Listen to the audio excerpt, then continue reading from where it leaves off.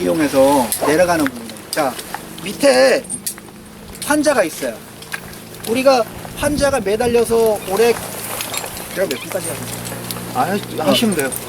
넉넉하게 하셔야 돼요. 매달려서 그 사람이 갖고 있는 나오는 증상이 뭐죠? 우리가 허공에 매달려 안전벨트에 매달려 있으면 우리가 서스펜션 중국은 뭐 트라우마 이런 얘기 들어보셨죠? 예. 서스펜션 트라우마가 걸려갖고요. 거기서 살아났어요. 그래도 최대 11일 뒤에 죽은 사람도 있어요. 이제 통계치로. 즉 다시 말해서 서스펜션 트라우마가 기절돼갖고 이쪽에 혈액순환이 안 돼서 사람이 만일에 문제가 생겼다. 근데 그 사람을 다시 병원에 옮겼는데 예를 들어 살아났어요. 우리가 옮길 때까지는. 근데 11일 뒤에도 죽을 수 있어요. 네. 그래서 요즘은 서스펜션 트라우마를 안 그러고요. 서스펜션 중후군이라고 합니다. 그런 것들을 못 통잡아서. 그래서 그러한 부분들을 좀 하셔야 되기 때문에 빨리 일단 뭐부터 해야 돼요, 환자를. 우리가 구조를 하는 게 아니라 구명을 먼저 해야 돼요. 즉 다시 말해서 구조는 뭐예요? 완전하게 이 사람을 그 자리에서 회피를 시켜서 어때요? 병원에 이동을 하거나 뭔가 그 사람을 할 수 있는 부분이죠. 구명은 뭐예요? 일단 그 자리에서 그 사람이 호흡이나 신체 징후를 가져갈 수 있게끔 어떻게 해주는 거죠. 그래서 어떻게 구조대원이 먼저 내려가서 먼저 어떻게 응급처치부터 먼저 하게 되는 거죠. 그럴 때 여기다 테이프 슬링하고 그 다음에 뭐 매듭하고 언제 그렇게 해요, 그죠? 그럴 때는 우리 여러분들 그 저기 티롤리안 브릿지 하면 요구자 쪽에서 어떻게 감아요? 테이프 로프를 감으라 그러죠. 네, 이렇게 삥삥삥 감으라 그러죠. 왜 그렇게 하라고 가르치죠? 그것도 다 이유가 있어요. 로프가 가장 위험한 구조 중에 하나가 뭐냐면 티롤리안 브릿지예요. 티롤리안 브릿지만 교육이 보통 일주일 정도를 해요. 그것만 갖고 숙달을 시키는데. 근데 거기서 가장 중요한 건 뭐냐면 로프가 갖고 있는 그 장력을 전부 다 쓰게끔 하는 거예요. 즉 이 로프가 3,000kg를 견딜 수 있으면 매듭을 하게 되면 얼마가 줄어요? 30%를 감하게 되면 죽죠? 일단은 하여간 얼마가 되는지는 죽죠, 그죠? 그러면 이 로프가 우리가 지금 오늘 공장에서 받아온 새 로프 아니잖아요, 그죠? 그러면 5년 정도 됐어요. 그러면 감소가 얼마 정도 돼요? 일상적으로 썼을 때 우리가 50%를 잡아요. 여러분들께서 쓰시는 등반 로프가 강도가 예를 들어 한 동산에 나올 때 한 2,000km에서 많게는 2,500km? 네, 그 정도에 아마 끊어질 거예요. 우리나라에 들어와서 인장력 시험은 없는데 국내 인장력 시험이 1,850km에다 인장력 시험을 하거든요. 1,850km는 다 넘는 로프예요. 그러니까 국내에서 판매되는 로프는. 근데 그 로프가 그 정도에서 만일에 또 거기다가 감소까지 생기면 우리가 상상할 수 없는 정도의 강도가 떨어지는 거죠. 그러면 볼트를 우리가 박았어요. 그러면 그 볼트를 처음 박을 때 어떻게 해요? 자, 22K 나갔어요. 근데 지금 볼트 박은 지가 얼마 됐어요? 설악산만 해도 벌써 10년 넘은 볼트도 있고, 그죠? 그럼 과연 그 볼트가 지금 얼마의 충격을 갈까요? 누구도 모르죠. 그래서 어떻게 하냐면 절대 믿지 말고 구조 파트에서는 반드시 어떻게 외국 나가면 걔네들 한번 구조 한번 하면요 절대로 박혀있는 볼트 절대 안 씁니다. 자기네가 들을 갖고 와서 반드시 자기네 걸 하나 바꿔서 시작을 해요. 걔네는 꼭 그래요.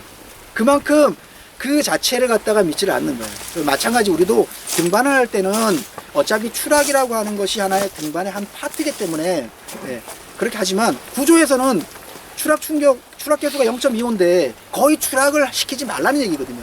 그래서 그러한 부분들이 있으니까 꼭 해주시고요. 그래서 로프의 장력을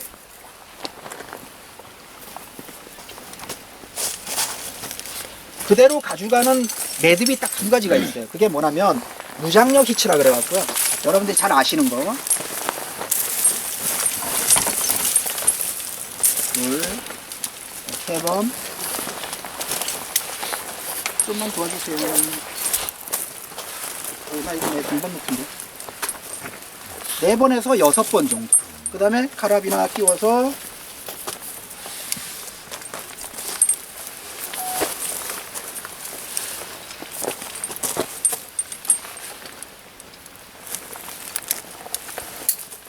바로 이게 결과적으로 뭐냐면 이 로프가 갖고 있는 강도를 다 써요. 근데 여기에는 반드시 원칙이 있습니다. 뭐냐면 이 로프의 지름보다 10배 이상이 돼야 돼요. 감아야 되는. 그러니까 저런 파이프에다가 삥삥 감는다 그래서 로프가 가는 게 아니죠. 우리가 도르래 왜 큰 게 있고 작은 게 있죠. 여러분들 보시면. 예. 예. 근데 도르래에서는 그것도 기준에 맞춰서 나온 거예요. 도르래 시부가요. 그러니까 그 안에 박혀 있죠. 거기에 구조형은 거의다가 로프 지름의 4배 이상이 됩니다. 왜냐면 로프 강도가 우리가 차가 커브를 돌 때 속도가 빠르면 어떻게 돼요? 벗어나죠. 로프도 마찬가지. 그거를 벗어나는 순간에 그 부분이 압착이 되고 벗어나려 그래요. 네, 그래서 도르래 지름도 큰 도르래일수록 어떻게 하냐면 하중이 직접 받는 곳에다가 먼저 끼워요. 도르래 시스템을 할 때도 그런 게 다 원칙에 있거든요. 그래서 이런 부분 요 하나 하고요. 또 하나는 뭐냐면 2가지 방법을 쓰는데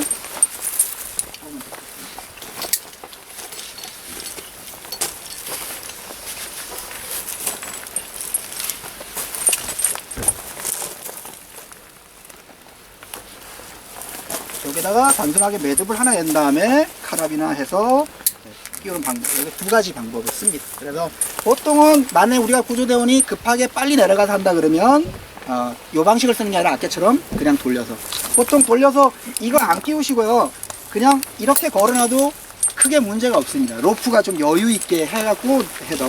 그래서 그러면 이 로프가 갖고 있는 최대치의 강도, 이 로프가 지금 현재 갖고 있는 끊어지는 강도 그대로를 다 쓸 수 있는 하나의 시스템을 가지고 갑니다.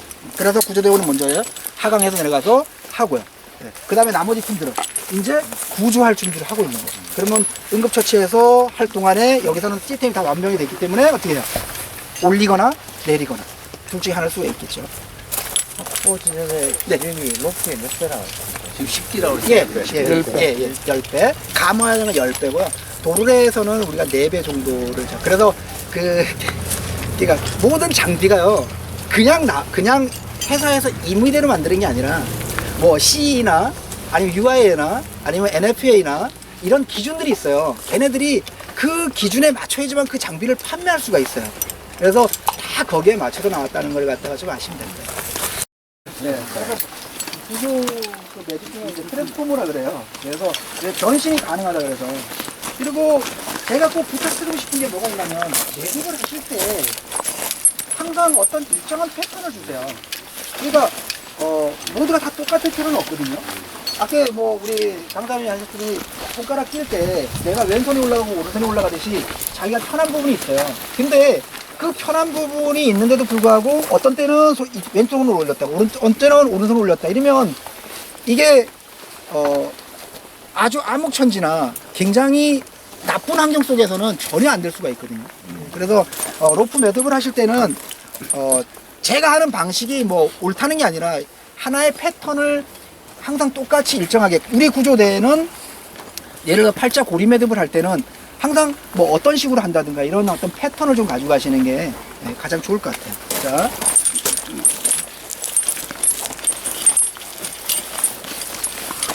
마찬가지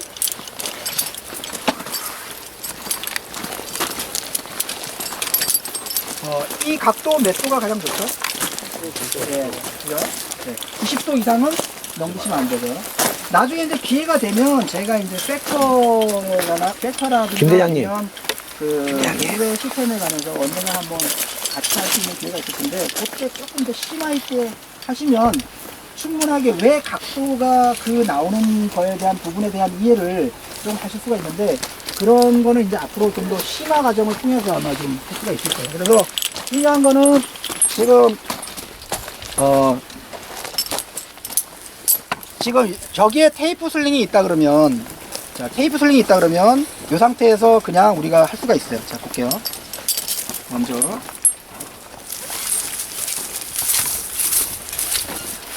테이프 슬링 아무거나 하나 좀 감아줄래요? 그걸로?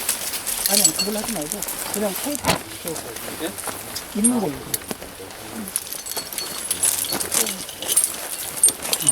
버피치로 그냥 해줘.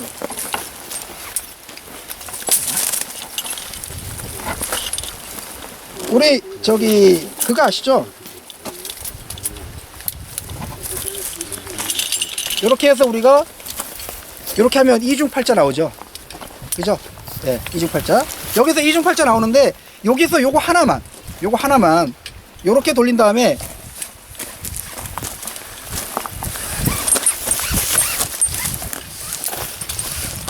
잠깐만. 먼저 당기고.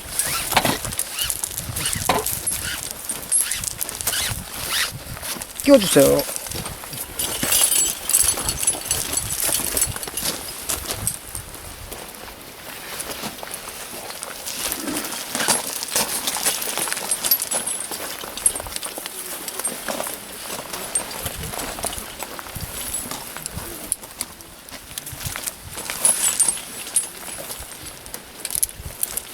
이제 이 상태가 되는 거예요. 그 다음에 여기는 고정을 시키기 위해서 한 곳이 터져나가면 어떻게 해요? 다 터져나가죠? 그래서 여기서 내가 구조하는 방향을 보고 이거는 조절하면 되겠죠. 그죠? 양쪽에서 받을 수 있게. 어느 쪽으로 한쪽으로 받으면 안 되니까. 요거 지금 뭐예요? 이중팔자 갖고 하는 거예요. 이중팔자는 다 넘기는 건데 한쪽 선만 하나만 살 건데요. 우리 교재에 그 작년에 했던 그 교재에 보시면 그림이 나와 있으니까 그대로 따라 하시면 되고요.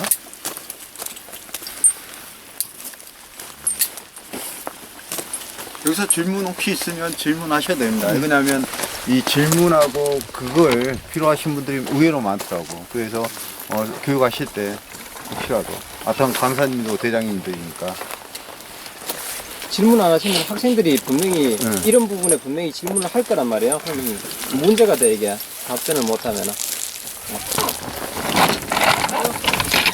부럽게 매듭이죠 그러면.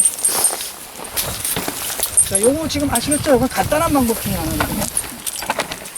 우리가 로프로 그 확보 지점을 만들 때가 어떨 때일 것 같아요? 물론 테이프 슬링이 모자랄 때도 있지만 우리가 간격이 넓은 확보 지점들이 있습니다. 그런데 예를 들어서 내가 작업해야 되는 지금 수납 공간이 저긴데 여기에 이 공간에 지금 아무도 없잖아요. 그죠? 그럴 때 어떻게 해요? 끌고 올 수밖에 없는 거예요. 보통 로프 한 동을 확보 지점에 거의 다 소비할 정도로. 다시 돌려.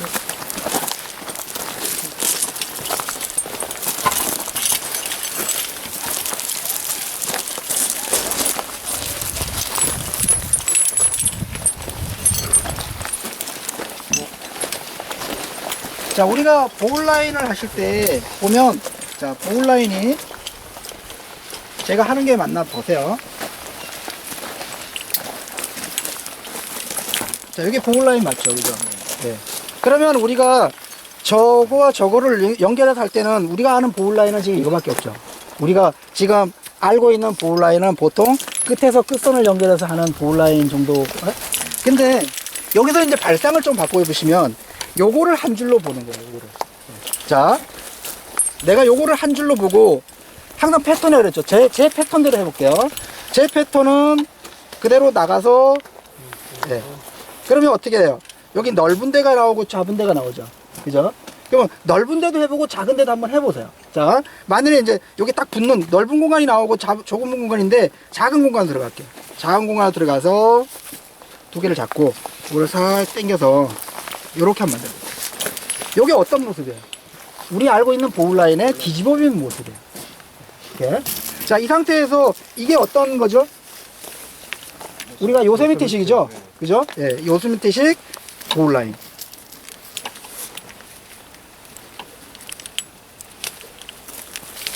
자, 모양은 조금 안 볼게요. 자.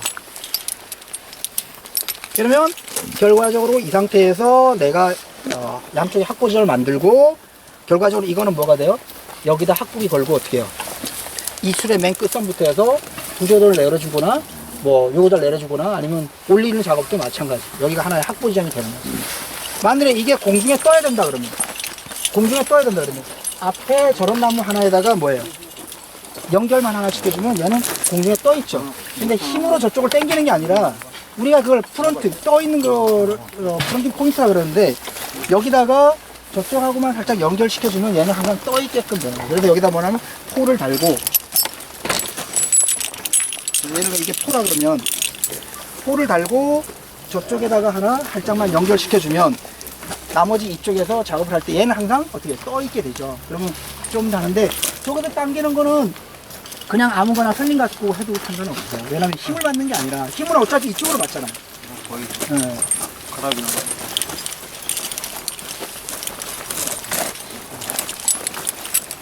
바닥으로 깔릴 수도 있잖아요.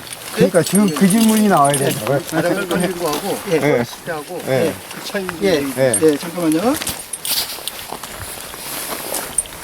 거의 산에서는 이렇게 거의 깔리잖아요. 위에는 이제 지형지물이 있을 테고 이렇게 내려가지는데 이건 지금 평지에서 하는 거고 내려가 거의 이렇게 되는 상태죠. 예. 그러니까 실제적으로 작업은 이제 이쪽 방향이 되죠.